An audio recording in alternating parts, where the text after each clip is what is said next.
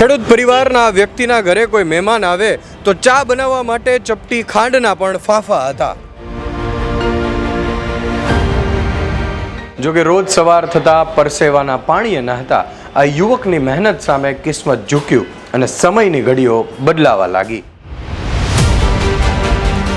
જિંદગીની કસોટીઓ વચ્ચે આ યુવાન કર્ણભૂમિ સુરતમાં આવે છે અને 1200 રૂપિયાની નોકરીથી શરૂઆત કરે છે. અને જે વ્યક્તિના ઘરે ચપટી મીઠાના ફાંફા હતા એ જ વ્યક્તિનું આજે 250 કરોડથી વધારેનું ટર્નઓવર છે. ફિલ્મી સ્ટોરી લાગતી આ કહાની છે અજમેરા ફેશનના માલિક અજયભાઈ અજમેરાની. તો આવો મળીએ અજયભાઈને અને વાગોળીએ તેમની જીવન સફરને વાત ગુજરાતી પર.